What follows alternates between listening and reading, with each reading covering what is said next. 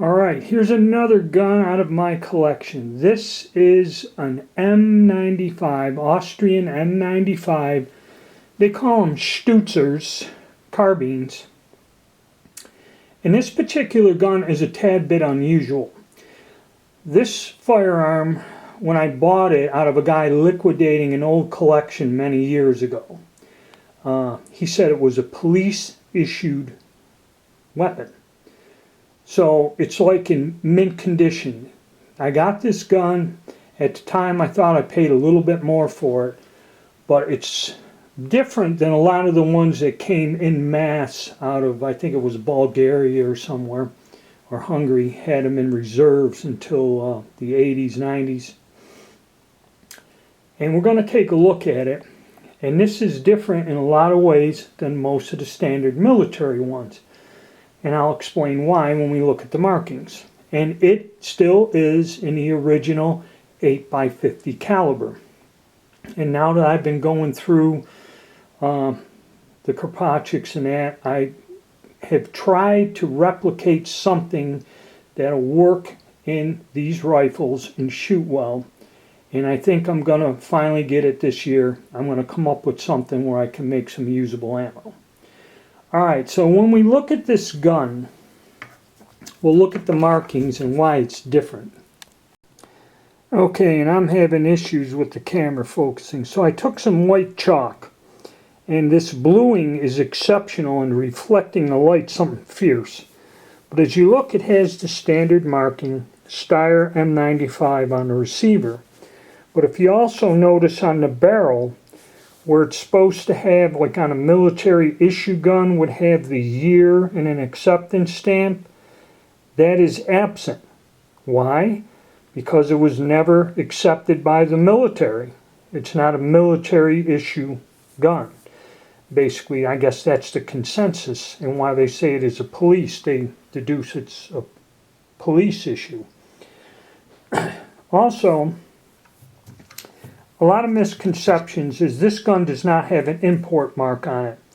So a lot of people say the gun doesn't have an import mark, it's a bring back. That may be possible. I'm not going to say it's not, but you have to remember that a lot of these guns were brought into the country and sold as surplus for many years through the 50s, 60s, 70s, and it wasn't until 1986 that guns would have to have, especially surplus guns, would have to have an importer marked on them. So my thoughts are this individual collected these guns for many years, and he picked this thing up a long time ago, and when it came time to sell his collection, he did.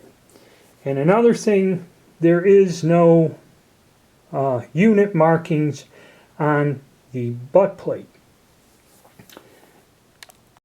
This is kind of the standard setup as they originally were before there was any conversion like the 95-31s, and that's why this is in the original caliber. The rear sight is also a variation in something. If you find them with the long rifle sights, they were shortened guns that were shortened, I believe, after World War II. And this one has a sling configuration that you have the standard slings on the bottom, sling swivels. And the handguard also, you see where it's kind of different than most what you see, where the rear of the handguard is raised up on there. So this is an unusual piece. Let's look at the other side. And looking at it from the other side, standard butt plate. And this has the cavalry style sling mounts. You know, like I said, you have the standard rifle position underneath, and then you have the side sling mounts. And that is a purpose-built, it's all one piece here on the barrel band. Stacking swivel, bayonet lug, all standard stuff. But like I said, this one, the bluing is nice. I don't know if it's been reblued or not. The serial number on this is 3-digit, I think 616J, something like that. Let me see if there's still one on the barrel. Yes, there, I put some chalk into it to highlight it. The serial number is 1616J, and there is no markings on the barrel, okay? Usually, on the military ones, the serial number would be on that side of the barrel. It's not there. All right, so let's take a look at the sight before we flip this over. Yes, it does still have a carbine rear sight. And notice the scallop in the handguard, because it's kind of a high, you know, the handguard. I have to look at my other ones. It's kind of unusual. And I believe it's set at 300 meters, which is almost 400 yards. So these things will shoot high. And there you go. You have the ladders in the rear battle sight. And we'll flip it up now. Okay, now when the sight flipped up, I realized that this base, or the rear portion that stands up, hits that metal base, which I've seen examples with the metal in the handguard, but it kind of cocks the sight if you look forward.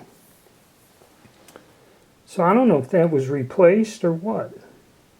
And if you look I guess it's in hundreds of meters, and then you got a slider that goes all the way up and that. But that is interesting. I've never really closely looked at the sight trying to stand it up.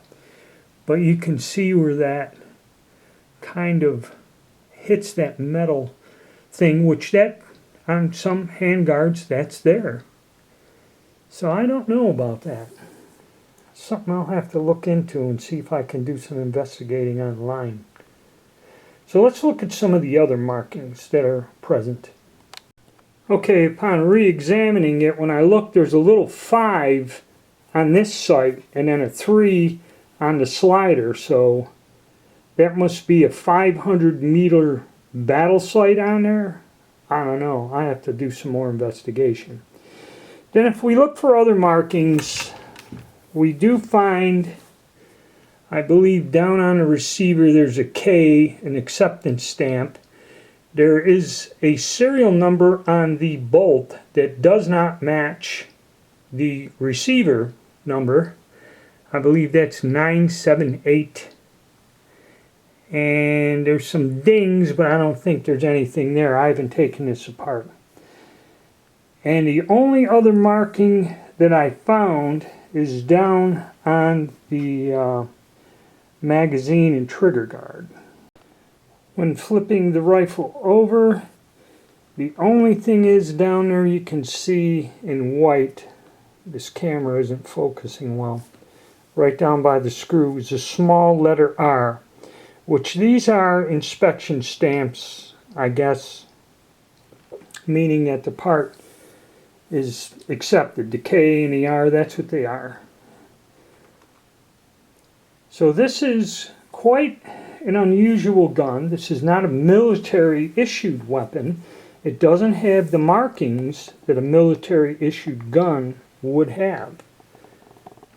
And there are no import marks on it. So this gun has been in the country a very long time and is quite unusual and somewhat interesting variation of this gun.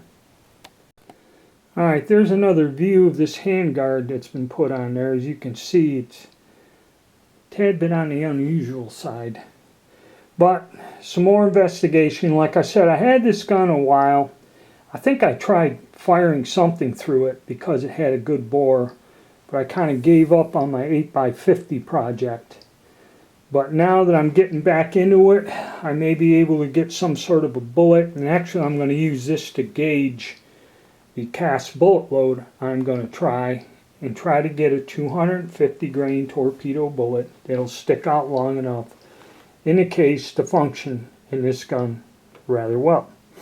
And then we'll do some work with that sight, which I have questions, but that will be some more research and investigation into this unusual piece. So, I hope you guys like this. Hit the like button, subscribe, and stay tuned.